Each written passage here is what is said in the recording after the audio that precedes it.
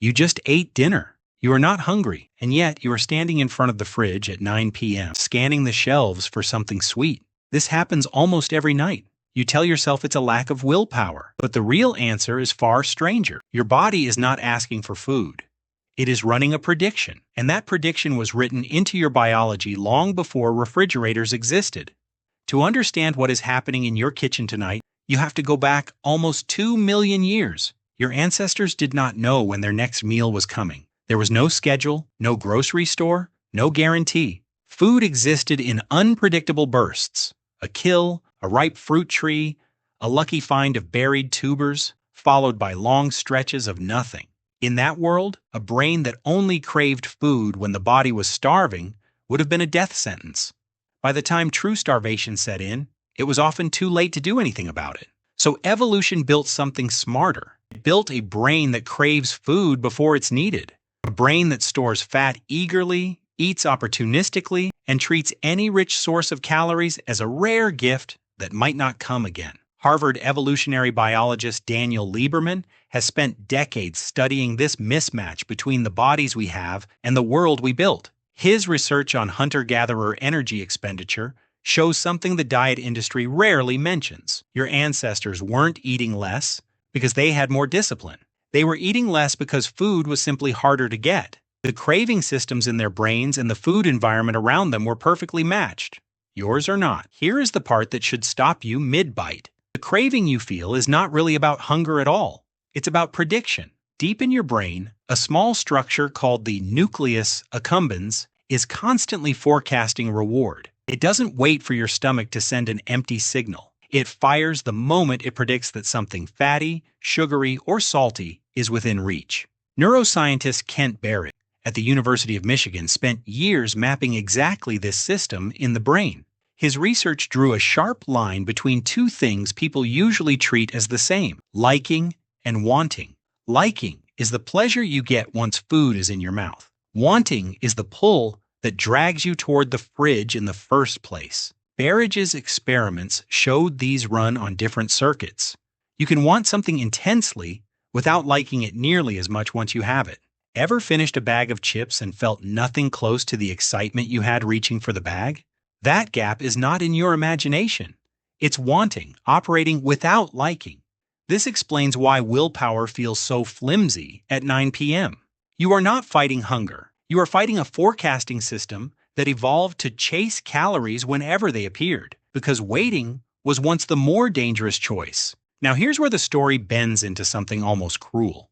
For nearly all of human history, the foods that triggered the strongest cravings were also the rarest. Fat and sugar were precious. Wild berry, a piece of honeycomb, guarded by bees that could kill you for it. Animal fat from a kill that took a full day's hunting party to bring down. Your craving system evolved around scarcity. Assumed that anything sweet or fatty was both valuable and hard to come by, so it rewarded you heavily for finding it. What happens when you take a brain built for scarcity and place it inside a world of constant abundance? You get exactly what's happening in your kitchen right now. Modern food science didn't just make food more available, it made food more rewarding than anything your ancestors ever encountered. Researchers studying what's now called hyperpalatable food have found that combining fat, sugar, and salt in precise ratios produces a reward signal stronger than any single ingredient alone, and stronger than almost anything found in nature. Your brain has no ancient category for a food this engineered. It just registers maximum reward, and maximum reward means maximum craving. There's a darker layer underneath this too, one that connects all the way back to literal famine. In the 1940s, researcher Ancel Keys ran what became known as the Minnesota starvation experiment. Volunteers were placed on a restricted diet for 6 months, simulating wartime famine conditions. What happened to their minds was extraordinary. Men who had been calm and easygoing became obsessed with food. They dreamed about meals, they collected recipes, they stared at cookbooks the way other people stare at something they're desperately in love with. Their bodies hadn't just gotten hungry, their entire psychology had reorganized itself around the hunt for calories. You don't need to be starving for a milder version of this to switch on. Skip meals, cut calories sharply, restrict your sleep. which raises a hunger hormone called ghrelin while lowering leptin, the hormone that tells your brain you're full.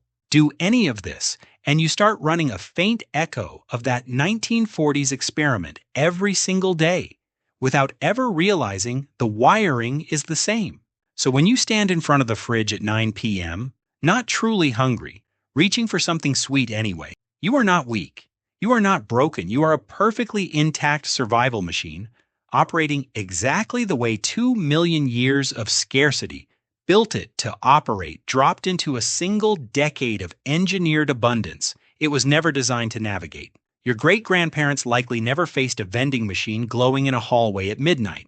Your ancestors 10,000 years ago never had a delivery app that could summon hyper-palatable food to their door in 20 minutes for less effort than it once took to chase down a rabbit. The mismatch isn't a personal failure, it's a timing problem. Biology moves across millennia. Food technology moved across decades. You are living in the gap between those two speeds, and that gap is exactly where the craving lives. This doesn't mean the craving has to win. Knowing that wanting and liking are separate systems means you can interrupt one without fighting the other.